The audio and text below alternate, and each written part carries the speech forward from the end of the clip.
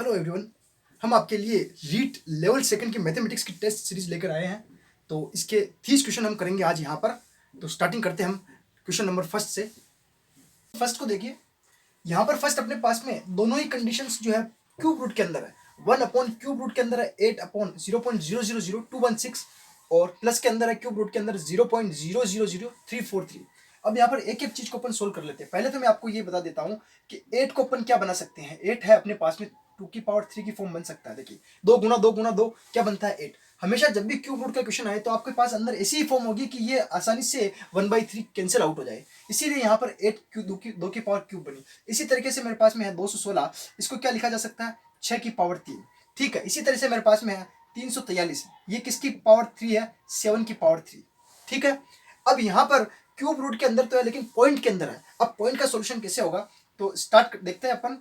1 upon, देखिए cube root के अंदर है यहाँ पर 8 को मैं लिख सकता हूँ 2 की पावर 3 अपॉन यहाँ पर 0.000216 है। तो अगर मैं पॉइंट को हटाऊं तो ऊपर जीरो चले जाएंगे। 216 ऊपर जीरो कितने जाएंगे 1 2 3 4 5 6, तीन ये 3 अंक के। ठीक है, प्लस ऐसे ही क्यूब रूट के अंदर देखा जाए तो 343, यहां से भी अगर पॉइंट हटा दिया जाए तो नीचे कितने जीरो चले जाएंगे 1 2 3 4 5 6, 6 जीरो। ठीक है, अब ये जो है ना अपने पास में अगर 100 की भी पावर 3 कर दी जाए अपने पास में तो ये तो बनता है 1 2 3 4 5 6। तो इनको भी इस तरह से लिखा जा सकता है। तो क्यूब रूट कैंसिल आउट हो जाएगी यहाँ से। तो क्या लिखा जाएगा यहाँ पर 3 से 2 की पावर 3 कैंसिल आउट हो जाएगी, 2 बचेगा। यहाँ पर क्या बचेंगे 100, यहाँ पे कितने बचेंगे 6, क्योंकि 216 जो है 6 की पावर 3 है तो कैंसिल आउट हो जाएगा। नेक्स्ट प्लस 343 को मैं लिखता हूँ 7, 7 की पावर 3 से ये कैंसिल आउट हो जाएगा और यहाँ पे बचेगा मेरे पास में 100, 100 की पावर 3 है 3 से ये कैंसिल आउट हो जाएगा। आगे अगर इसका सोल्व करूँ तो मैं क्या आता है मेरे पास, देखिए 2 से ये कैंसिल आउट हो जाएगा 3, तो इसको मैं लिख सकता हूँ 3/100 प्लस इसको लिख सकते हैं 7/100। इन दोनों को अगर सोल्यूशन किया जाए, एलसीएम लिया जाए तो कितने आएंगे 10/100 और 10/100 में से एक जीरो कैंसिल और फिर यहाँ पर मेरे पास में बच जाएंगे एक पॉइंट यहाँ लग जाएगा 0.1। यही इसका आंसर रहने वाला है। समझ में? तो इसका सी ऑप्शन करेक्ट हो जाएगा अपने पास में। नेक्स्ट देखते हैं क्वेश्चन नंबर सेकंड को। देखिए x² + 7x + 10 को डिवाइड करना हमें x+2। एग्जाम में भाग मत दे देना, बस यही सबसे बड़ी गलती करोगे आप। भाग दोगे 3 मिनट आपके गए। आपको क्या करना है यहाँ पर इजी फॉर्म क्या करनी है x² + 7x + 10। इसको देखिए इसके क्या गुणनखंड हो सकते हैं क्या। सबसे पहले आपको यही सोचना है इसका गुणनखंड हो सकते हैं क्या। अगर गुणनखंड हो गए तो आंसर डायरेक्ट निकल रहा है। डायरेक्ट गुणनखंड हो रहे हैं अगर आप देख सकते हो तो यहाँ इसका क्या हो जाएगा 5 और 2 आराम से गुणनखंड हो रहे हैं। x² + 5x + 2x + 10। क्वेश्चन हो गया अपना आधा। तो क्या हो गया इसके अंदर देखिए x + 5 और x + 2 इसके फैक्टर बन रहे हैं। देखिए अब x + 2 का हमें भाग देना है तो एक से कैंसिल आउट हो जाएगा। x + 2 से x + 2 कैंसिल आउट हो जाएगा। क्या बचा x + 5। अपना आंसर क्या हो जाएगा x + 5। अगर आपने भाग दिया हो तो जाएगा लेकिन थोड़ा लॉन्ग मेथड है। आप डायरेक्ट ऐसे करोगे तो इजी पड़ेगा। इसका आंसर हो जाएगा अपने पास में D. Next question number third देखिए, इसके अंदर लिखा हुआ है कि 3 मीटर का 75 सेंटीमीटर कितना होगा। क्वेश्चन के लैंग्वेज में आपको हमेशा ध्यान रखना होगा कि कहीं मीटर दिया हुआ है कहीं सेंटीमीटर दिया हुआ है, उसका आपको विशेष ध्यान रखना पड़ेगा। सबसे पहले तो यहाँ लिखा हुआ 3 मीटर। अब हमें चेंज करना है उसको सेंटीमीटर में आंसर लेके आना है। किसमें सेंटीमीटर। तो मीटर को अपने को सेंटीमीटर में चेंज करने के लिए आप जानते होंगे 1 मीटर में 100 सेंटीमीटर होते हैं। तो अपन 3 को किससे गुणा कर लेंगे 100 से। ठीक है, 1 मीटर की बात हो गई तो ये 300 मीटर हो गया सेंटीमीटर के अंदर चेंज। अब ये कह रहा है कि 3 मीटर में 75 सेंटीमीटर कितना प्रतिशत होगा। तो हम मान लेते हैं 3 × 100। ठीक है, ये हो गया अपने पास में 3 मीटर का x%, x/100 75 सेंटीमीटर होगा। हमें पता नहीं है, हमें मान लिया 75 x% होगा, उसको लेके कर लेते हैं। तो यहां से अपने कैंसिल आउट कर दिया 2 जीरो से 2 जीरो कैंसिल और ये 3 ये गुणा में है तो इधर भाग में चला जाएगा 75/3। तो कितनी बार कट जाएगा ये कट जाएगा 3 एकम 3 दूना 6 3 5 15 25। तो x = अपने पास में क्या आ जाएगा 25 सेंटीमीटर होगा। वो 3 मीटर का 75 सेंटीमीटर होगा। तो इसका डी ऑप्शन करेक्ट हो जाएगा।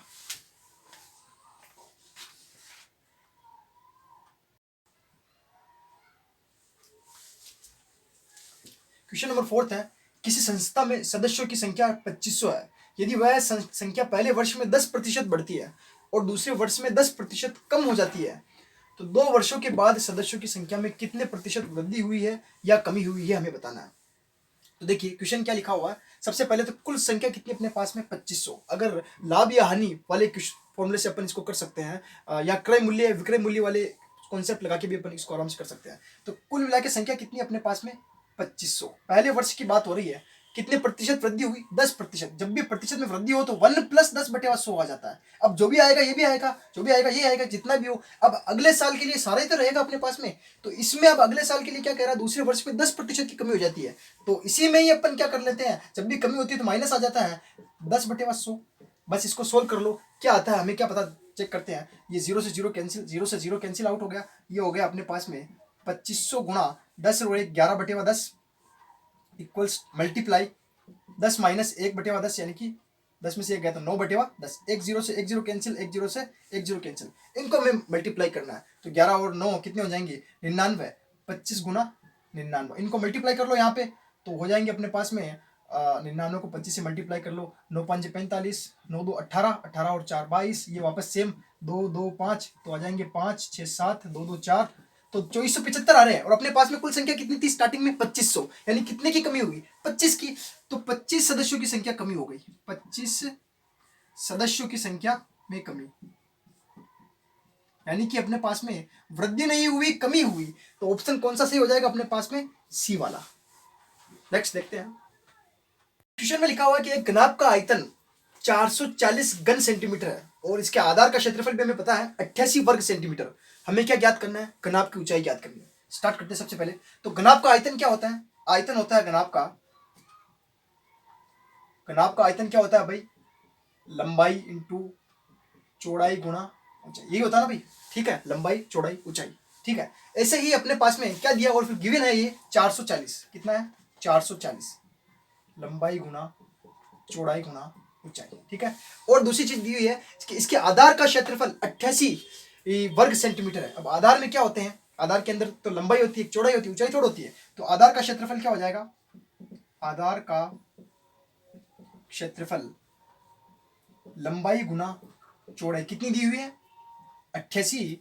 ठीक है, अब ये लंबाई चौड़ाई को अगर मैं यहां रख दूं, पुट कर दूं तो क्या होगा, तो 440 बराबर लंबाई चौड़ाई होगी अपने पास में 88 गुणा ऊंचाई। ऊंचाई को h से प्रेजेंट करते हैं तो h बराबर अपने पास में कितना आ जाएगा, यहाँ से 440/88, 11 से कट जाएंगे, 11 8 88 और 11 चौक 44, फिर 8 से कट जाएंगे, 8 5 40, यानी 5 बार, यानी कि हाइट अपने पास में कितनी आई 5। अब सारे सेंटीमीटर में है तो ये भी अपने पास में किसमें आ जाएगा आंसर, सेंटीमीटर के अंदर। आंसर हो जाएगा इसका सही डी। व्यंजक x³ - 2x + 1 का एक गुणनखंड होगा। देखो ऐसे क्वेश्चन को अगर आप सोल्व करोगे तो टाइम लगेगा। जब भी ऐसे क्वेश्चन आए आपको तो आपको क्या करना है, इनका ऑप्शन से अपन आंसर देख सकते हैं। तो हमारे पास ऑप्शन क्या क्या है देखिए, x - 1 x + 2 x - 2 x + 1। बड़ा आसान हो जाता है जब अपने पास में गुणनखंडित निकालना है तो इन्हीं ऑप्शन को अपन क्वेश्चन के अंदर रख के देखते हैं, देखिए आंसर निकलता है नहीं निकलता। तो फर्स्ट ऑप्शन है मेरे पास में क्या है, x - 1। अगर ये इसका गुणनखंड है तो इसको सेटिस्फाई करना चाहिए, यानी कि x = 1 अगर मैं इसमें रखूं तो आंसर अपने पास में 0 बनना चाहिए। देखते हैं क्या आ रहा है, तो 1 की क्यूब करें तो 1 ही आएगा, -2 × 1 + 1, तो क्या बात बन रही है क्या, 1 और 1 2 - 2 = 0 आ रहा है, यानी कि पहला ही ऑप्शन मेरे पास में तो काम हो गया। तो इस तरह से जब भी ऐसा क्वेश्चन आए तो आपको क्या करना है, डायरेक्ट ऑप्शन को क्या रखना है, क्वेश्चन के अंदर रखना है। समझ में आ गया होगा, चलते हैं नेक्स्ट क्वेश्चन के अंदर। ये क्वेश्चन तो आप समझ लो जैसे एग्जाम में मिलने वाले ही, ऐसे क्वेश्चन आते रहते हैं। क्वेश्चन क्या है कि एक थैले में 20 रुपए 10 रुपए 5 रुपए के नोट है, अनुपात दिया हुआ इनका 3:4:5 के अनुपात में। यदि थैले में कुल 1000 रुपए हो तो 5 रुपए के नोट की संख्या कितनी होगी। अब यहाँ पर क्वेश्चन इस टाइप से दिया हुआ है, बहुत सारे क्या अपने को 20 रुपए ने देके ऐसे भी दे सकते हैं, 25 पैसों के फॉर्म में, 75 पैसों के फॉर्म में। यही रुपया वाला है तो अपन इसको कर रहे हैं, देखिए कैसे। सबसे पहले तो अनुपात क्या है मेरे पास में, 3:4:5 कितना है, 3:4:5। अनुपात को हमें क्या लिखना है कि मान लिया अपने ने क्या माना कि जो रुपए नोट में है उनको अक्स के फॉर्म में कन्वर्ट करते हैं तो कितना आ जाएगा, 3x अनुपात 4x अनुपात 5x। अब देखिए ये जो 3x वाला अनुपात है वो 20 रुपए वाले सिक्के कितने हैं, यानी कि 20 × 3x अनुपात, और दूसरा वाला है 10 × 4x अनुपात, और लास्ट है 5 रुपए वाला 5 ही है, 5 × 5x। और इन सब की संख्या कुल मिला के इन सब का योग कितना दिया हुआ अपने पास में, कुल थैले में कितने हैं 1000 रुपए। तो इन सब का अपन ऐड करके देखिए, वो अनुपात वाला रोल ही है, उन जैसे अपन सबको ऐड करके निकालते हैं वैसे निकालना अपने को। तो यहाँ पर हो जाएगा 20 दिया 60x प्लस 10 चौक 40x plus 5 25x equals to कितना अपने पास में कुल मिला के 1000 दिया हुआ है। ठीक है, 1000 रुपये थैले में है तो इन सबको अपन ने क्या किया, मल्टीप्लाई किया पहले तो और ऐड कर लिया। अगर यहाँ पर पैसे दिया हुआ तो उनको भी मल्टीप्लाई कराते हैं अपन, सेम ऐसे ही पार्ट में किया जाता है ना। अब इनको ऐड करना है अपने को, तो कितना आ जाएगा, 60 और 40, 100 और 25 कितने हो जाएंगे, 125x, 125x इक्वल्स टू 1000। अब इनको अपने को काटना है, x बराबर ये हो जाएंगे 1000 बटेवा 125। अब इनको काट दो तो कितनी बार कटेंगे, ये 5 बार कट जाएगा, 25 5 125, ये हो जाएगा 40 बार, फिर कट जाएगा 5 ऑटो चल, यानी अक्स बराबर अपने पास में आ गया 8। अब जो चाहिए जो निकाल लो, 5 रुपए के नोट, 10 रुपए के, जितने चाहिए वो निकाल लो। तो 5 रुपए के कितने हो जाएंगे अपने पास में, कितना है 5x, तो यहाँ रख देंगे 5 रुपए के नोट कितने हो जाएंगे, 5 रुपए के नोट 5x कितना हो जाएगा, 5 इंटू 8 कितना आ गया अपने पास में आंसर, कुल मिला के 40। ऑप्शन इसका बी करेक्ट हो जाएगा। नेक्स्ट क्वेश्चन गिवन अपने पास में, बहुत आसान क्वेश्चन है ये। समकोण त्रिभुज में सबसे लंबी भुजा क्या कहलाती है। तो समकोण त्रिभुज कौन सा होता है, देखिए ये होता है समकोण त्रिभुज जिसके अंदर 90 डिग्री का एंगल होता है। ठीक है, इसको कहते हैं अपन लंब, इसको कहते हैं आधार और इसको कहते हैं कर्ण। तो यहाँ पर ये भुजा होती है ना कर्ण, ये सबसे बड़ी भुजा होती है। तो समकोण त्रिभुज में सबसे बड़ी भुजा कौन सी होगी, कर्ण। और इसका सूत्र भी होता है कर्ण का स्क्वायर बराबर आधार का स्क्वायर प्लस लंब का स्क्वायर। तो इसका ऑप्शन अपने पास में आ जाएगा राइट ए। नेक्स्ट क्वेश्चन अपने पास में 3 व 6 का तृतीय पद होगा, यानी कि पहला पद इसका 3 है, दूसरा पद 6 है, तीसरा पद क्या होगा। देखिए अब यहाँ पर अपन चाहे तो ऑप्शन को देखना पड़ेगा कि क्या क्या है अपने पास में आंसर में।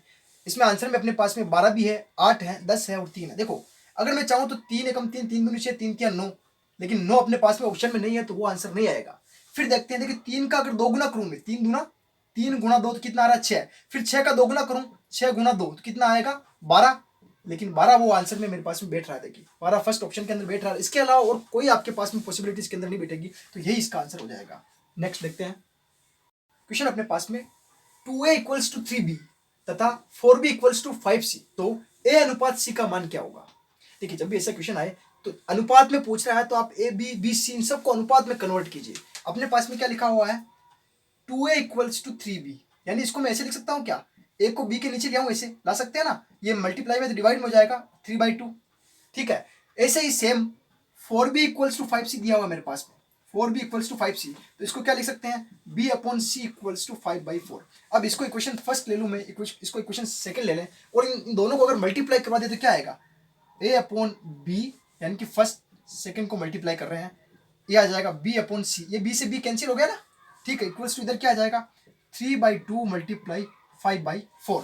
ठीक है, अब यहाँ से देखिए a/c इक्वल्स टू कितना आ जाएगा 5 या 15 बटेवा 4 दूना 8। क्या इसको ऐसे नहीं लिखा जा सकता क्या, a अनुपात c इक्वल्स टू 15:8। आंसर अपने पास में डी सही हो जाएगा। नेक्स्ट क्वेश्चन अपने पास में दिया हुआ है, किस दर से 20,000 रुपए का मूलधन 2 वर्ष में चक्रवृद्धि ब्याज की वार्षिक दर से चक्रवृद्धि मिश्र धन 24,200 रुपये हो जाएगा। ये यहाँ पर कंपाउंड इंटरेस्ट चक्रवृद्धि ब्याज का क्वेश्चन पूछा है और किसकी बात कह रहा है, चक्रवृद्धि मिश्र धन की। तो चक्रवृद्धि मिश्र धन क्या होता है अपने पास में, अमाउंट जिसको बोलते हैं अपन चक्रवृद्धि मिश्र धन, इसको अमाउंट बोलते हैं। क्या होता है मूलधन P गुणा 1 प्लस R बटेवा 100, यानी कि ये दर होती है कि होल पावर टाइम। ठीक है, अब यहां पर अपने पास में चक्रवृद्धि मिश्र धन कितना दिया हुआ है, कितना हो जाएगा 24,200। ठीक है, जिसमें से अपने पास में मूलधन कितना दिया हुआ 20,000, 1 प्लस R कितना दिया हुआ नहीं पता, जो नहीं पता उसको ऐसे छोड़ देंगे। और हमने पास में समय कितना दिया हुआ 2 वर्ष, सीधा सा दिया हुआ 2 वर्ष कितना दिया हुआ समय। बहुत अच्छा क्वेश्चन दिया हुआ है। देखिए सारा कुछ अपने पास में दिया हुआ, हमें सिर्फ क्या निकालना है, दर निकालनी है। इसमें स्पष्ट लिखा हुआ है किस दर से 20,000 रुपए का मूलधन 2 वर्ष में चक्रवृद्धि ब्याज की वार्षिक दर से चक्रवृद्धि मिश्र धन 24,200 रुपए। तो वार्षिक दर निकालनी अपने पास में कितनी हो जाएगी नहीं पता है जो, तो यहां से देखिए 2 जीरो से 2 जीरो यहाँ कैंसिल आउट कर सकते हैं बड़े आराम से। ठीक है, आगे नेक्स्ट काट दीजिए, 2 से कट जाएगा 2 एकम 2 0 0 और ये कट जाएगा 2 एकम 2 2 दूनी 4 2 एकम 2।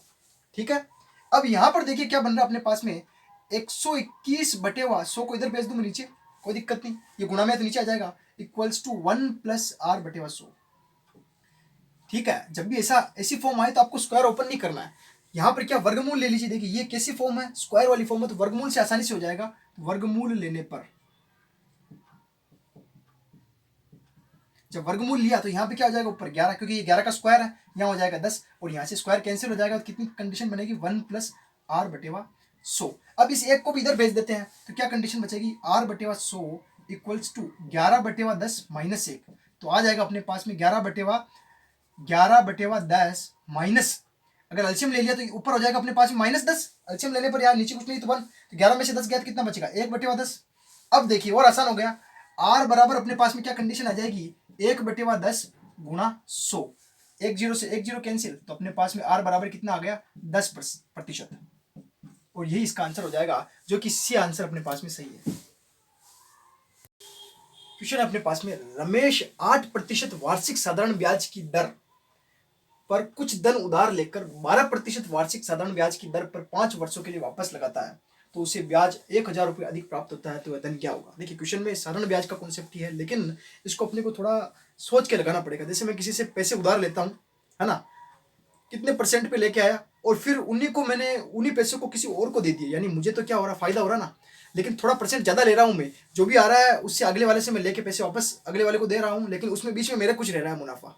ठीक है, उसी टाइप से क्वेश्चन है। पहला बात देखिए कि रमेश 8% वार्षिक साधारण ब्याज की दर से कुछ धन हमें पता ही नहीं, ना जाने कौन सा धन है, तो कुछ धन अपन मान लेते हैं। माना धन कितना है, धन मान लिया अपन ने P है। ठीक है, अब जब धन P है तो 8% की दर से ले रहा है, तो साधारण ब्याज का सूत्र क्या होता है, P धन क्या होता है, मूलधन इंटू दर कितनी दी है, 8%, 8/100, और समय दोनों में सेम ही है, कितना ले रहा है, मैं एक से ले रहा हूँ और दूसरे को दे रहा हूँ, यानी 5 वर्ष के लिए इससे लिया, 5 वर्ष के लिए दूसरे को दे दिया, यानी कि धन तो समय तो सेम ही है। ये रमेश की पहली बात हो गई, यानी कि पहली शर्त हो गई अपने पास में। ठीक है, दूसरी शर्त क्या है, इसी धन को मैं दूसरे को दे रहा हूँ, दूसरी धन तो वही है, लेकिन मैंने क्या कर दिया, इसका % बढ़ा दिया, यानी दूसरे को दे रहा हूँ और ब्याज ज्यादा ले रहा हूँ, यानी कि 12/100 गुणा समय तो वो का वही रह गया। जब मैंने ये लिया और ये दूसरे को दिया, तब मेरे को इन दोनों के बीच में कितना बेनिफिट हो रहा है, 1000 रुपये मुझे ज्यादा मिल रहे हैं, यानी कि अगर मैं इसमें से इसको लेस कर दूं तो मुझे 1000 रुपये ज्यादा मिल रहे हैं ना भाई, इसको मैं इसमें से तो पैसे दे रहा हूँ इसको, तो मुझे 1000 रुपये मेरे पास फिर भी बच रहे हैं, यानी कि कुछ इस तरह से करेंगे अपन, P गुणा 12/100 इंटू 5 माइनस, अगर मैं इसको इससे माइनस कर दूं 1000 रुपये ज्यादा बच रहे हैं मेरे पास में, P गुणा 8/100 गुणा 5 इक्वल्स टू 1000। समझ में आ गया कैसे मैंने जमाया क्वेश्चन, साधारण ब्याज का ही है सवाल क्वेश्चन, लेकिन इसको कॉन्सेप्ट को अपने को समझ के जमाना आना चाहिए। ठीक है, यहाँ तक क्लियर। अब यहाँ से देखिए, यहाँ आप देखो तो यहाँ P/100 दोनों में सेम बन रही है वैल्यू, तो इनको बाहर कॉमन ले लिया, यहाँ 12×5 = 60 माइनस अंदर बच रहा 8×5 = 40। ठीक है, इधर बच रहा अपने पास में 1000। ठीक, अब अपन क्या कर सकते हैं, इस 100 को इधर भेज दिया मैंने, तो क्या कंडीशन आ जाएगी, 60 में से 40 चले गए तो कितने बचेंगे, 20 इक्वल्स टू, इधर अपने पास में 1000 पहले से थे और 100 इधर और आ गए, 10 से 10 मैंने फिर काट दिया। ठीक है, और 2 से फिर काट दिए, 2×5 = 10, 5 का 1000 से गुना हो गया, तो P बराबर कितना आ गया मेरे पास में, 5000। समझ में आ गया मैंने कैसे किया क्वेश्चन, यानी कि मूलधन जो अपने पास में स्टार्टिंग में था, एक जने से मैंने 5000 रुपये उधार लिए, फिर 8% वार्षिक ब्याज की दर से लिए थे 5000 को, उसका ब्याज टाइम से दे रहा हूँ मैं, दूसरे को मैंने 12% वार्षिक ब्याज की दर से दे दिए, तो मेरे पास 1000 रुपये बच रहे हैं। ठीक है, तो आंसर अपने पास में मूलधन क्या रह जाएगा, मूलधन सी ऑप्शन अपने पास में करेक्ट हो जाएगा। नेक्स्ट अपना, आवृत्ति बहुभुज के अवलोकन के अंदर निम्नलिखित में से क्या ज्ञात किया जाता है, जिसमें पहला ऑप्शन अपने पास में बहुलक, दूसरा है माध्यिका, तीसरा है माध्य, चौथा है मानक विचलन, इनमें से कोई नहीं।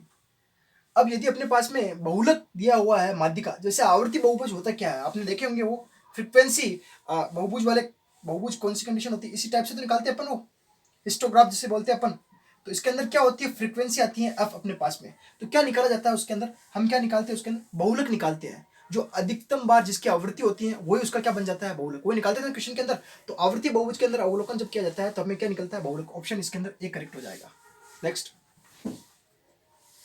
क्वेश्चन देखिए, अब मैं एक तरह से यहाँ पर चतुर्भुज दिया हुआ है और लिखा हुआ है कि PS समानांतर है QR के, यानी कि ऊपर वाली भुजा नीचे वाली भुजा के समानांतर है, और एक विकर्ण भी दिया हुआ है। ठीक है, और विकर्ण के अंदर जो नीचे वाला त्रिभुज है उसके अंदर हमें एंगल दिए हुए हैं 2x, 5x और 3x। ठीक है, और निकालना क्या है, एंगल, इधर वाला एंगल निकालना है, अपने पास में लिखा हुआ है कि एंगल QPS ज्ञात कीजिए, एंगल QPS।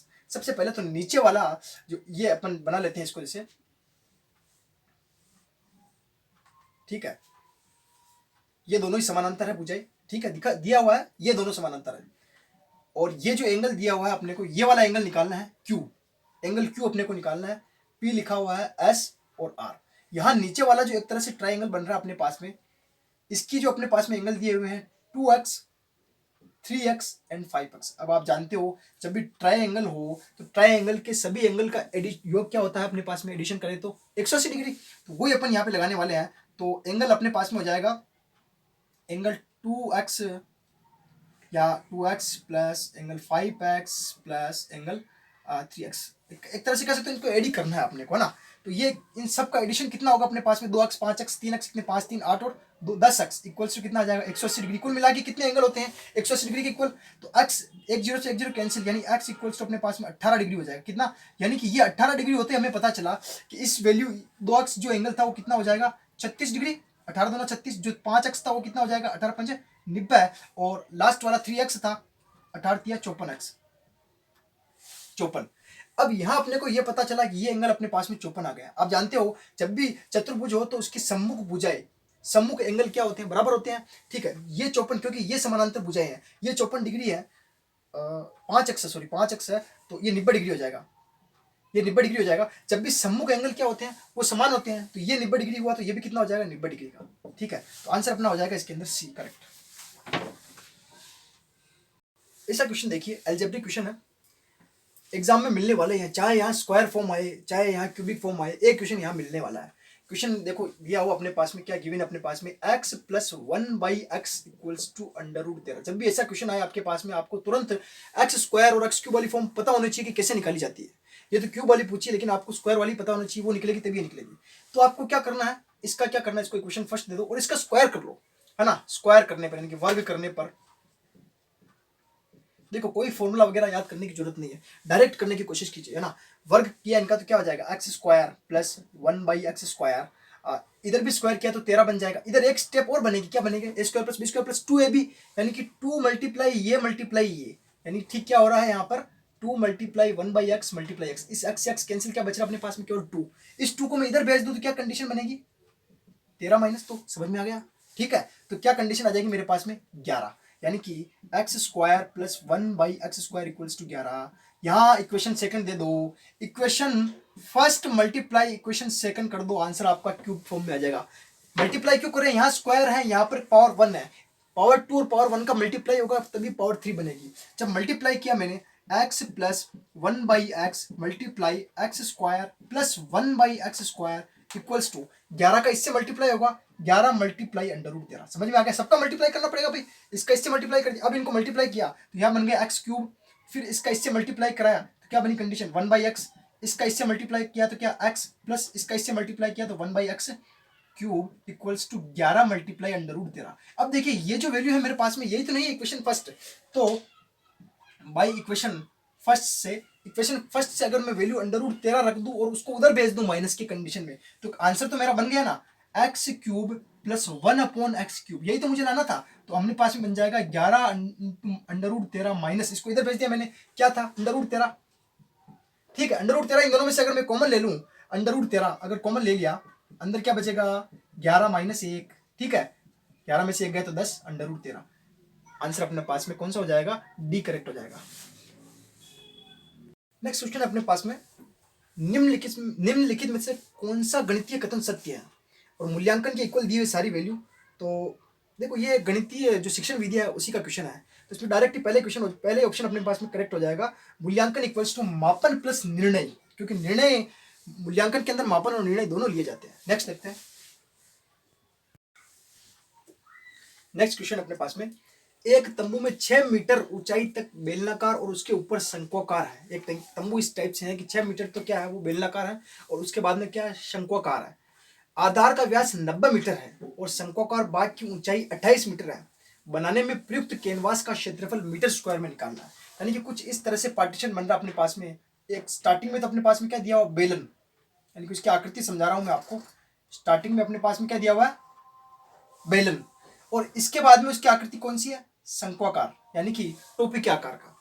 और अब जो देखिए इस बेलन का त्रिज्या होने वाला है वही शंकु का त्रिज्या रहेगा। कुल आधार का व्यास क्या दिया हुआ है देखिए 90 मीटर, यानी कि आधार का व्यास कितना दे दिया 90 मीटर, यानी कि त्रिज्या आर बराबर क्या हो जाएगा 90/2 45 मीटर, यानी कि जितना ये रहेगा 45 उतना ये रहेगा 45।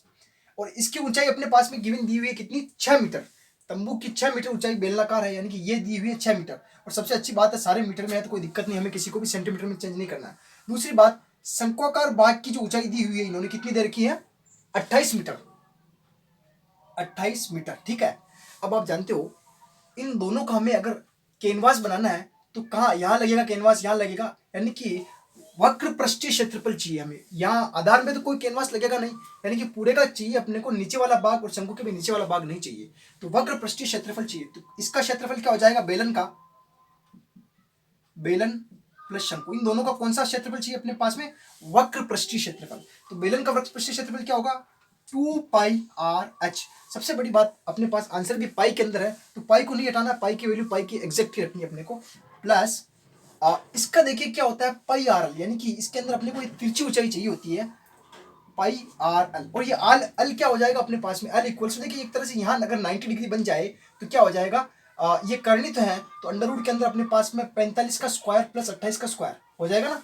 ठीक है, इसको सोल्व कर सकते हैं बड़े आराम से, कोई दिक्कत नहीं, हो जाएगा। तो अल अपने पास में एक तरह से यहाँ हो जाएगा, अंडर रूट के अंदर निकाल सकते हैं, ये 25 और 4 20, ये 20 25 ही हो जाएगा। 28 का स्क्वायर अगर निकालोगे आप तो 28 × 28 करके देख लीजिए आप,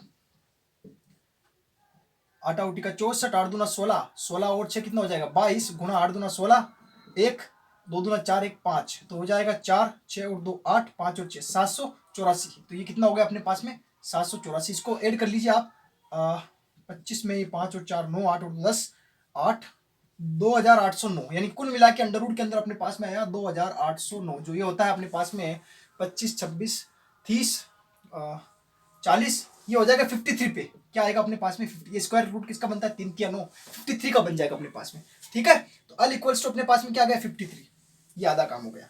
यहाँ अपने को सोल्व करेंगे 2 × पाई मल्टीप्लाई आर कितना अपने पास में 45, मल्टीप्लाई एच कितनी है इसकी 6, आराम से निकाल पा रहे हैं, कोई दिक्कत ही नहीं, प्लस पाई ऐसे ही रखना है क्योंकि सोल्व निकलना, क्योंकि अपने पास में आंसर भी पाई में है।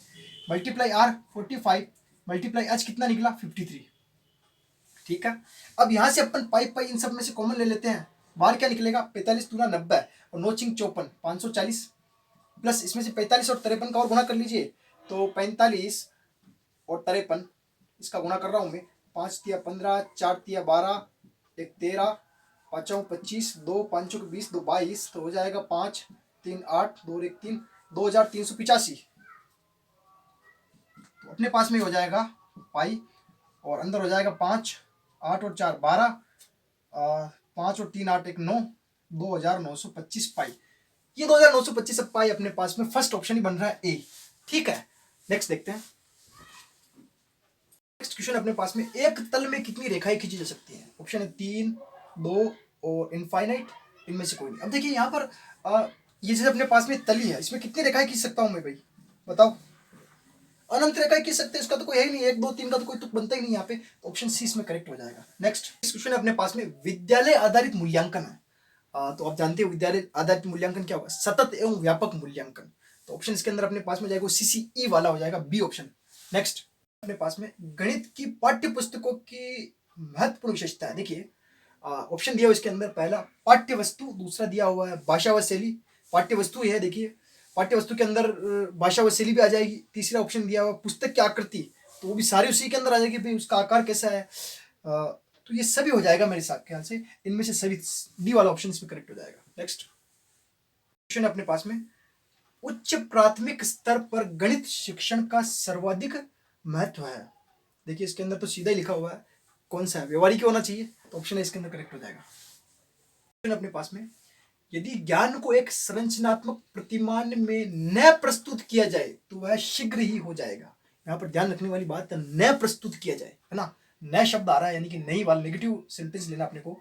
ऑप्शन है अपने पास में, समृद्धि में धारण हो जाएगा, हो जाता अगर नया शब्द नहीं होता तो, विसमृत हो जाएगा, हाँ ये हो सकता है, परिपक्व हो जाएगा, स्थायी, स्थायी भी होना चाहिए, परिपक्व भी होना चाहिए, समृद्धि में धारण हो जाएगा, यानी कि A C D तो करेक्ट हो रहे हैं, बी इसके अंदर शायद इनकरेक्ट हो जाएगा, विसमृत हो जाएगा, यही नया प्रस्तुत किया जाने वाला।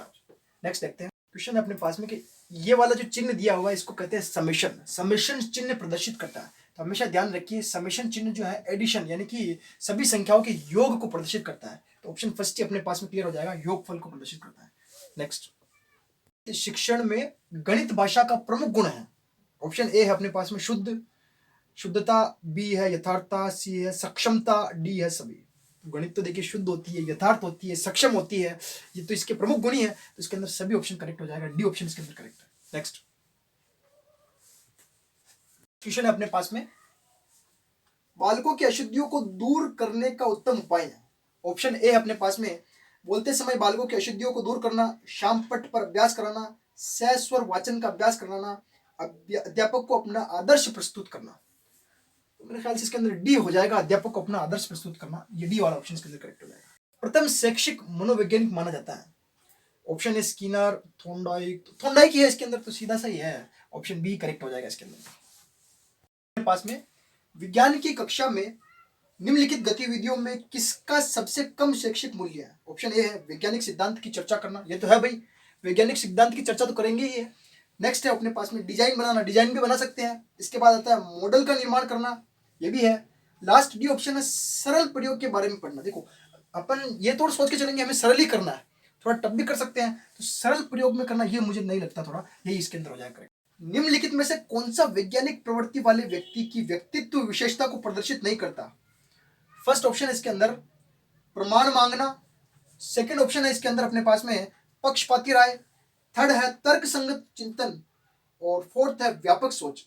देखिए सब कुछ कर सकते हैं अपन, पक्षपात नहीं कर सकते, क्योंकि एक के साथ और दूसरे दोनों के साथ में अलग अलग पक्षपात नहीं करते। ऑप्शन बी इसके अंदर मुझे लग रहा है पक्षपाती राय। नेक्स्ट क्वेश्चन अपने पास में, शून्य जो है कौन से समूह का अवयव नहीं है? पहला दिया हुआ n, दूसरा दिया हुआ z, q, r। देखिए n जो होता है प्राकृतिक संख्याएं, z जो होते हैं पूर्णांक, और q होता है अपने पास में परिमेय संख्याएं, r होती है वास्तविक संख्याएं। तो इन सब में तो देखिए इसमें भी आता है, इसमें भी आप जानते होंगे z इंटीजर्स में 0 आता है, परिमेय में भी 0 आता है, और वास्तविक संख्याओं में केवल प्राकृतिक संख्याएं जो होती है अपने पास में 1 से शुरू होती है, 1 2 3 4 एंड सो ऑन इनफाइनाइट तक चलती है। तो शून्य किसका अवयव नहीं हो सकता है? तो n प्राकृतिक संख्याओं का, तो ऑप्शन ए इसके अंदर करेक्ट हो जाएगा। अपने पास में 5 भाजक 0 गुना 1 प्लस 0।